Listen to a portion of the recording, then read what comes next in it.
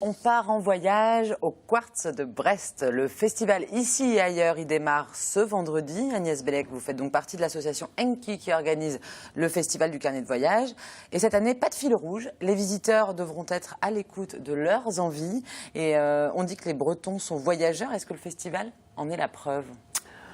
Oui, parce qu'il y a pas mal de Bretons dans notre programmation, même si on tient quand même à garder une dimension un peu nationale et même au-delà, puisqu'on accueille cette année 15 Barcelonais. Oui, Barcelone est à l'honneur cette année. Alors pourquoi vous avez choisi Barcelone ? Alors, on a toujours une ville à l'honneur avec des invités qui nous amenaient des spécificités, parce que chaque pays, chaque école d'artistes, à Berlin par exemple, on avait des choses totalement délirantes. Enfin bon, c'était Bruxelles, où il y a une vraie dimension du dessin, puisque c'est une ville vraiment célèbre pour ses grands dessinateurs. Voilà. Et pourquoi Barcelone ? Un peu le fil du hasard. Lapin est un dessinateur qui était présent la dernière fois. Et il habite à Barcelone, il est de Saint-Malo, mais il habite à Barcelone. Et on lui a demandé tout simplement de nous réunir autour de lui un collectif, comme on fait à chaque fois. En général, on emmène quelqu'un dans la ville pour... lui, c'est lui qui a réuni ces artistes. Alors, c'est quoi la touche des artistes barcelonais ? Alors, les couleurs, on imagine un truc qui pète. Et leur particularité, c'est d'être des urban sketchers. C'est-à-dire que c'est un mouvement international, hein, de gens qui dessinent et croquent chez eux, leur ville, leur quartier, leurs monuments, les gens autour d'eux. Donc ils sont dans ce collectif-là, donc ils vont amener de l'image de Barcelone. Ils repartiront, comme ils sont un peu compulsifs, je pense qu'ils vont croquer Brest, et puis ils repartiront et on montrera une expo en septembre à la médiathèque de l'Europe de leur voyage à Brest.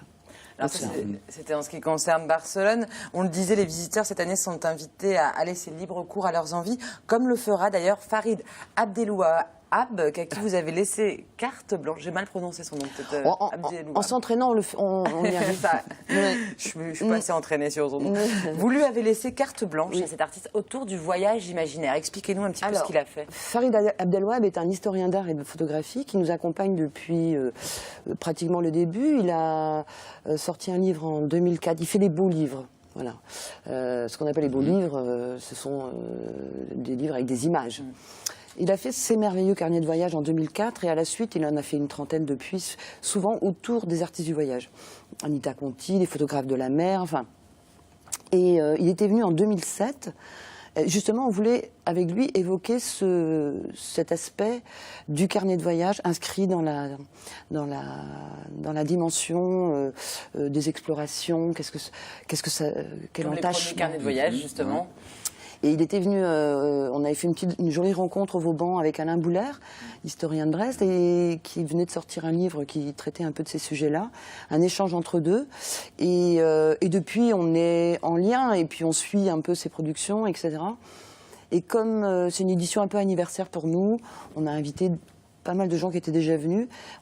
J'ai eu envie de demander à Farid de nous proposer une carte blanche. Il nous a un peu étonnés, parce que, pour le coup, il nous propose une carte blanche autour des voyages imaginaires. Là, on décolle. Tout est possible, quoi. Le voyage imaginaire... Ça part dans tous les sens. J'ai emmené son livre, d'ailleurs, sur ce sujet. Et ce sont toutes ces... Je vais le montrer. Tout ce qui vient de la littérature, le cinéma populaire, les utopies, les voyages au centre de la Terre, enfin toutes ces choses-là, et qui ont pour particularité quand même d'être... oui, c'est le voyage d'Ulysse, c'est ma petite com.